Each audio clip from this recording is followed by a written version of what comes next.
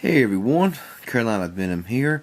Doing a kind of an update here on the Canon Powershot A2500. Had this camera for quite a while now, and I have used it like crazy.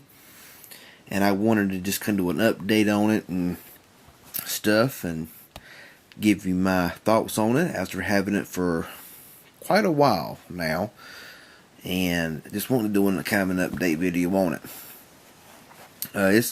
I have took numerous pictures, numerous videos, and like I said in my previous video, like I said, I did take some pictures and some video with this camera, and I may do some more because, I really didn't give it a really good chance. I took a few pictures outside and a few pictures, stuff like that, videos, and, I want to do something really nice as far as video-wise goes on these cameras, because I got several that I'm supposed to be doing, and finding the time to do it, it's just not very easy. But honestly, this is a really nice camera, and as far as usability goes, it really works pretty flawlessly. Not really any issues to me, honestly. My own opinion, this camera here ain't the kind of camera that you want to do a lot of video recording on, cause for one thing, it's a memory hog. Takes a lot of memory just to record a video, and to me it ain't the best recording camera there is, but it's not bad for quick videos. 720 does take a lot of memory, and I do recommend classics or higher as far as memory cards do go. But as far as pictures go, my favorite scene here, and I'll go in here and I'll show it to you, is super vivid. I love super vivid mode, and I like the monochrome mode. And there is some, as I made a video a while back on the video scene selections, there is some video modes that will there is some picture scene selections. I'll get it out here right in just a minute, that will work in video mode. I made a video on that, so you can go back and check that out if you'd like. But honestly, my favorite mode on this camera here would be the super vivid mode, because especially, being spring, the flowers are beginning to bloom, it really pops out and it really makes it look so good. And honestly, I've had several cameras with vivid mode, and none of them can quite compare to the Canon. The Canon has a beautiful vivid mode, and I would recommend this camera just for that mode. The only biggest gripe I have with this camera, as far as photo quality goes, it ain't got nothing to do with quality. It's the fact that the shutter speed. It's got a pretty slow shutter speed, even with good lighting and good flash. Some I can understand low lighting being kind of bad, or kind of slow on shutter speed. But whenever you have a camera, it's a Canon, which is a very well named brand, very well branded, and it's just got a very slow shutter speed, and if you got to hold it really still to get a really clear picture, and the auto mode is good as well.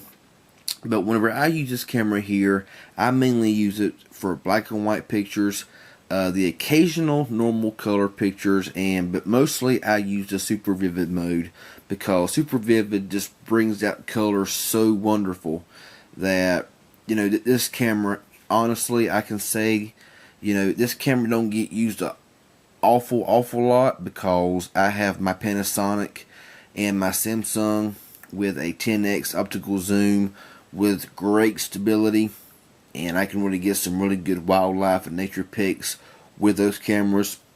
This one right here only has a 5x optical zoom, and the more you zoom in, kind of the fuzzier it does get. But the best thing about this camera here, like I said, is the super vivid mode.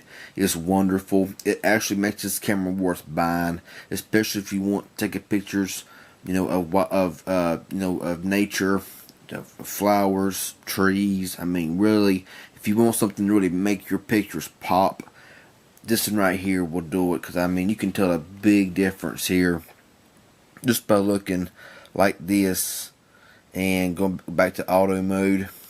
can't really tell it right now, but there is a humongous difference, and this is really a good camera. I don't see this thing having any kind of reliability issues for a long time.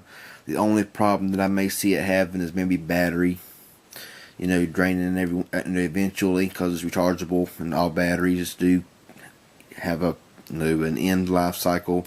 But honestly, this is just kind of an update on the Canon Powershot A2500. I know this camera came out fast, and it kind of went by fast. The price came down on these cameras a lot. I've seen them on sale for like $59 at places, and they got the new Powershot cameras like this, that are in the, I think they're 3400, something like that, 3600, I don't know. But the 2500 did not last long as far as being a new, camera that really gained popularity a whole lot. But I do know that the best thing about this camera here, I prefer this camera here would have been in red or in black, but the silver kind of gives it more of a fancier look, and it's really the only silver camera I have, except for an Insignia camera. It's also silver, but this one right here has been a really nice camera. I really rate it really high, mainly because, like I said, the best part about this camera here is the super vivid mode. Video quality is decent. The only problem that I have with this camera is the fact that video quality, I mentioned this in the other video that I made on the introduction, that it don't want to focus in good sometimes, and it has a problem focusing, and the video goes in and out and pulses some. If you're outside recording, not really an issue. So anyway, I wanted to just kind of show this update here. Still working like a champ. Really good camera, pretty slim, fits into your pocket really well. And if you want just a good, basic, reliable camera, I would definitely check out the Canon Powershot A2500 or any of the Powershot A models. They're all going to be good. Basically, they're all the same with just a few differences in them, but you can't beat it, really. It's a good camera. So anyway, it's just an update on this camera. Subscribe to my channel. I sure would appreciate it. Any questions or comments, leave them below, and I'll get back with you. Y'all have a good one, and we'll talk at you later.